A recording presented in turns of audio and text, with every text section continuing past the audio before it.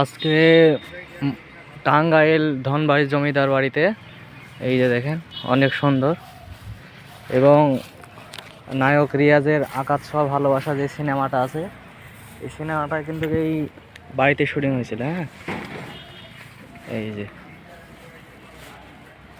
এটা হলো shooting spot. আকাশ ছোঁয়া ভালোবাসা সিনেমাটা এই বাড়িতে শুটিং হয়।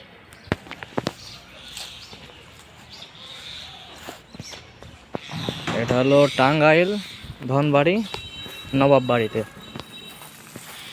এই যে এই জায়গাটা। এবং আকাশ ছোঁয়া ভালোবাসা সিনেমাতে রিয়াজের এই যে এই সিঁড়িটা অনেকবার দেখেছেন। এই যে এইটা, এটাই হলো সেই শুটিং বাড়ি। এই যে